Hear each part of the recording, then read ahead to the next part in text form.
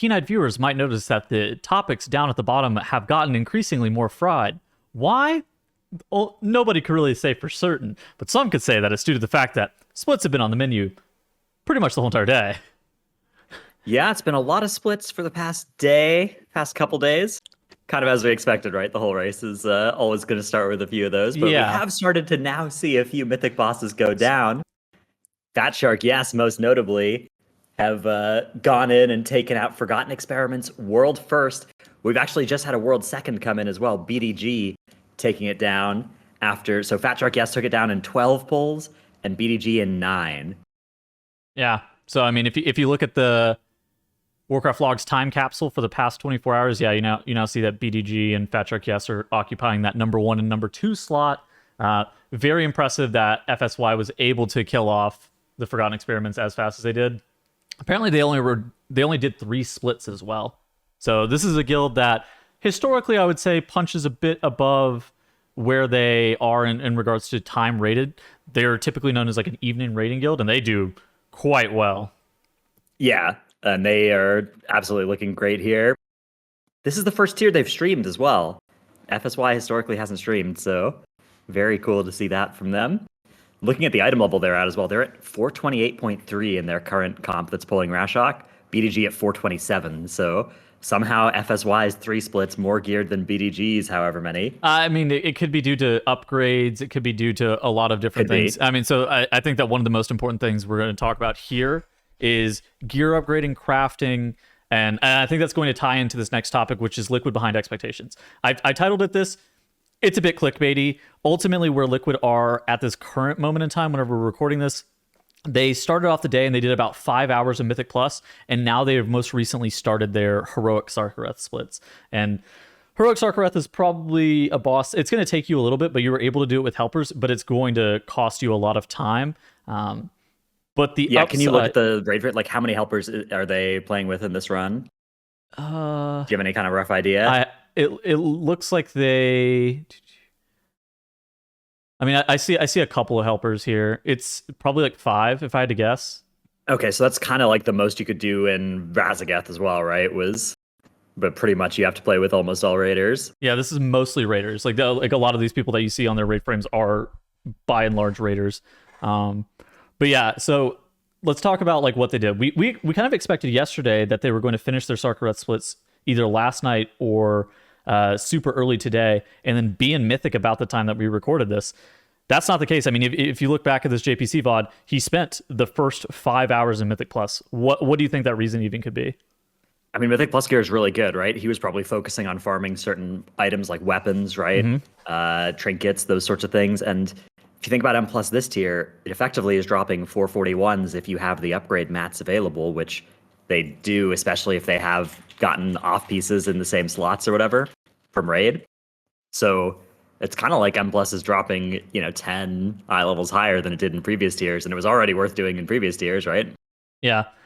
In regards to crafting and upgrading too. So if you look at what FSY, and I think the numbers that you were calling out for FSY and BDG in regards to their item level is actually super important, because that it likely means that Fat Shark Guest has committed their crafts and committed all of their upgrades that they're going to potentially have for the week to be able to get that much item level over a guild like BDG, who I think they did somewhere in the order of like 10 splits, which is still like a significant amount.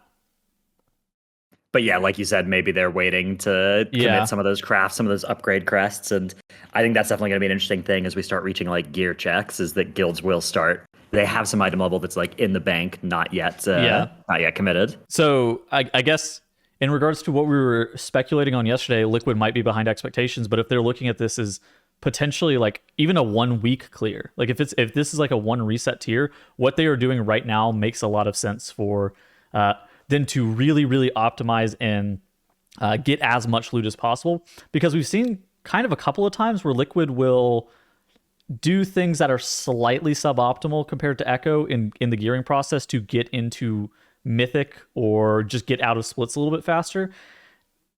And that can cause some problems depending on what the bosses look like in regards to tuning, in regards to things such as where the gear checks are going to stand. Are there going to be gear checks in this raid? And it seems like Liquid, at least at this point, are hedging the fact that they think that gear is going to be the most important thing. And so we're going to take this as optimally as possible early on. Yeah, I think that makes a lot of sense as well because if you make the opposite decision, you can't go back on it, right? Like you once you've committed your Yeah. heroic lockouts on your mains, it's over, right? And So your crafts, and on top of that too, whenever you get gear from Mythic Plus, that also saves you some crests and flight stones that you would potentially have to use to upgrade some items. And so that's also something that you have to factor in as well, is like optimizing the amount of upgrades that you can potentially get this week. And so there's a lot of different stuff that you can do, and there's also high value pieces from Mythic Plus that you could be looking to upgrade. And so Mythic Plus is definitely in a weird spot. This tier more so than ever, but I mean, Liquid also has to be able to do the dungeons on 19s, which is not easy for some of these keys. yeah, it's definitely something So, where having a little bit of that gear from the start helps you do the keys to get more of the gear, right? okay, so just talking a little bit about Echo. What does their last 24 hours look like? I saw that they did a lot of Mythic Plus at the end of the day yesterday. Yesterday was also just seemed like a lot of heroic splits, but they haven't done Sarkareths, correct? Yeah, so they've done a boatload of heroics Uh, your volume cut mythic. out. Oh, Okay, now I can hear you again. So you said hello. Okay. a boatload of heroic splits.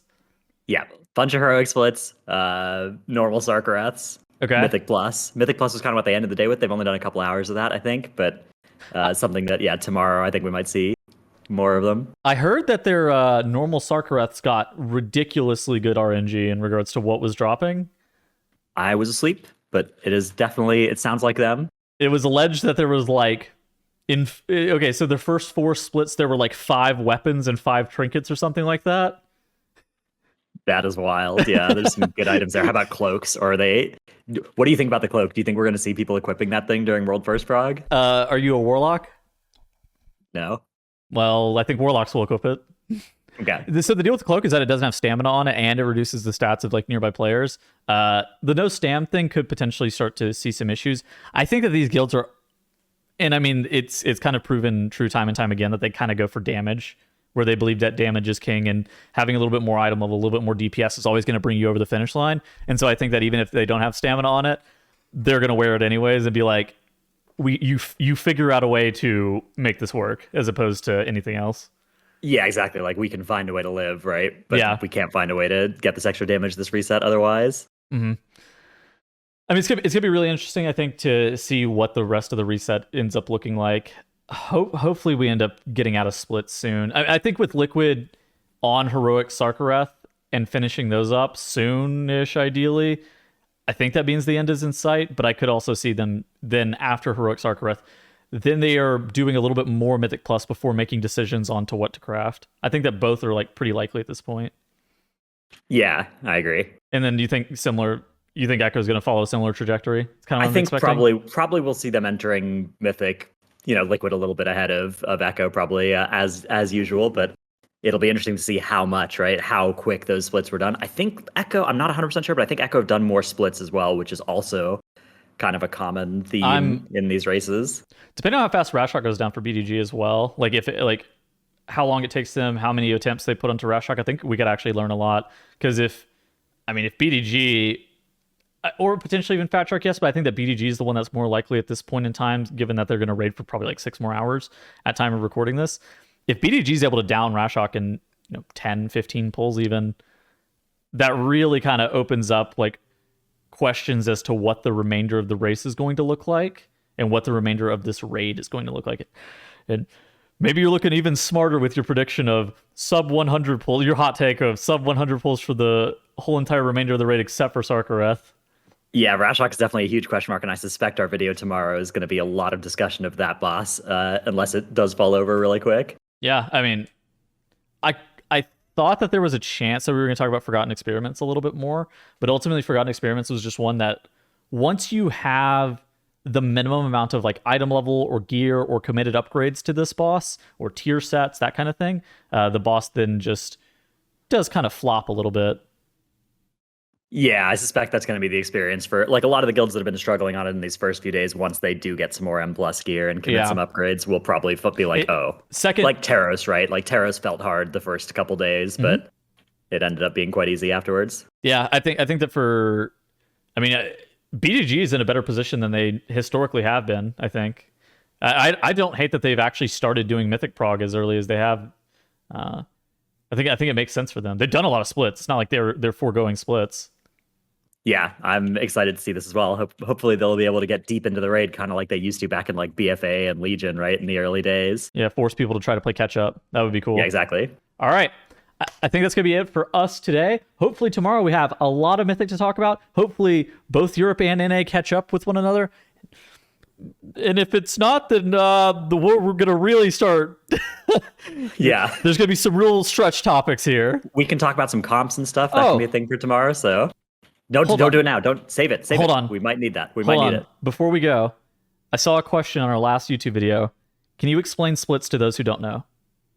Yeah, basically you run the raid on the lower difficulties with a few mains and a bunch of alts, give all the gear to the main, and by doing that, you effectively get multiple weeks worth of gear onto those characters at the cost of all of the alts and the helpers not getting any gear. And so why would you sack your loot lockout? Because you're raiding the guild? Yeah, so in this case, it's like rather than just doing one heroic clear like a normal guild might do, what if we do 2 half mains, half alts, and then our mains get twice as much gear? Yeah. What if we do 5? 1 quarter or 20% mains, 80% alts, and then our mains get 5 times as much gear. It doesn't go quite to 5 times, but it's a lot more. What if we do 20 and 1 main per run? Yeah, 1 is so I think the minimum you go down to is 4, 1 per like armor type and tier token. Okay, that makes sense. Yeah. Okay, cool. So to the questioner in YouTube, we got you, and we will see you guys in the next video. Goodbye.